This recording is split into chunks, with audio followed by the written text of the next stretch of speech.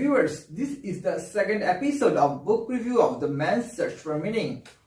And today I'll be reviewing the second part of this book, which mainly discusses about a philosophical concept named logotherapy. The word logotherapy came from a Greek word logos, which denotes meaning. It focuses on man's search for meaning and human existence. According to logotherapy, the striving to find a meaning is the main motivational factor of human being.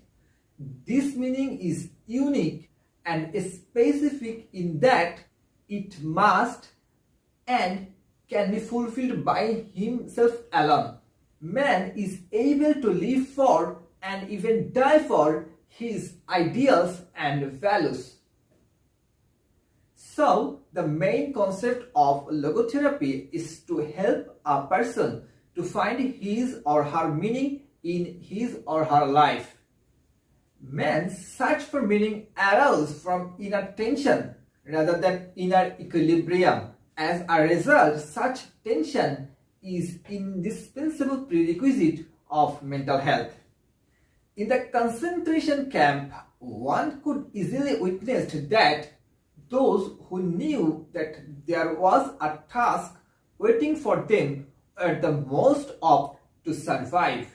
So, mental health is based on a tension between what one has already accomplished and what one ought to accomplish. Such a tension is inherent in human being, therefore is a prerequisite for the mental well-being. So, therefore, what a man needs is not a tensionless state, rather a struggling and striving for a worthwhile goal. The meaning of life can differ from person to person, from time to time, and from hour to hour.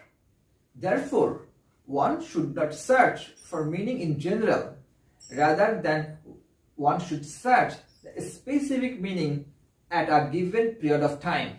So, one should not search the abstract meaning of life. Everyone has a specific mission in life. Therefore, logotherapy sees in responsibleness is the essence of human existence, and we should be responsible for our activities. The duty of logotherapy is the same as the eye specialist, not as the painter. A painter tries to convey us the picture of the world as he sees in it. On the other hand, an eye specialist allows us to see the world as it is. Logotherapy allows us to broaden our visual field so that the potential meaning can become vivid to us. Another important aspect of logotherapy is self-transcendence of human existence. The more one forgets himself, the more human he is and the more he actualizes himself. So, what is called self-actualization is not an attainable goal, rather it is a byproduct of self-transcendence. Now, let me tell you the lessons of logotherapy. We can find the meaning of life is one of the following three ways. At first, by creating a work or deed. Second, by experiencing something or someone. And finally, by the attitude we take toward our suffering. The first one is very simple, but the latter two needs further explanation. By experiencing something or someone means by experiencing love, beauty, goodness, or by loving another person. Love is the only way to grasp another human being in the innermost core of his personality. No one can become fully aware of the potential of another person unless he or she loves him. By his love, he is enabled himself to see the essential traits and the future potentials in the beloved person. We mustn't forget that meaning can be found even when we are suffering. Despite the fact that suffering is not an indispensable part, meaning can be found when we are in suffering. Therefore, man's main concern shouldn't be to find pleasure or avoid pain, rather to find a proper meaning in life. What can never be ruled out is that the unavoidability of suffering. Many psychologists say that man is the product of his biological, sociological, and psychological environment, or simply man is the product of his heredity and the environment. But such a view makes us prone to believe that we are influenced by the inner and outer circumstances. To be sure that a human being's freedom is restricted, but it is not the freedom from the outer condition, but it is the freedom to take a stand toward a suffering and is capable of defying and braving even the worst condition. Human being has the freedom to change at any instant.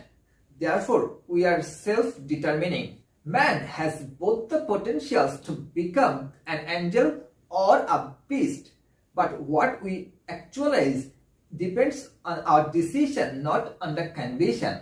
Another important findings of that book is happiness can't be pursued. One must have a proper reason to be happy.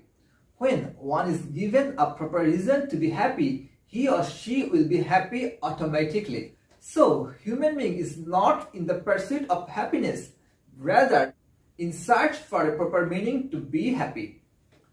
Being happy is like a laughter. If you want to make anyone laugh, then you need to provide him or her a reason, like tell him a joke. So, for becoming happy, we need a proper reason.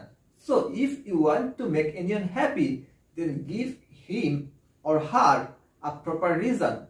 When he or she has the reason, he or she will be happy automatically.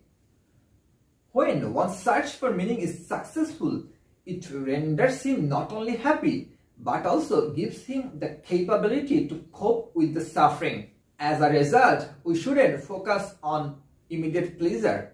Rather, we should focus on what we are assigned to do.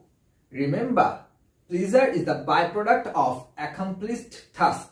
Nowadays, people's main cause of depression, anxiety, drug is meaninglessness. They have enough to live with, but nothing to live for. They have enough means, but no meaning at all. So finally, logotherapy teaches us to convert the human predicament into human achievement. And when meaning is found, we can even cope with the suffering. And finally, happiness is a byproduct of our accomplished tasks. So we should be focused on our tasks rather than pursuing happiness directly. So dear viewers, this is the today's video. If you like the video, you can hit the like button, and if you haven't subscribed to my channel, please subscribe to my channel. And if you have any suggestion for me, you can put your comment below in the comment box. See you in the next episode. Till then, goodbye.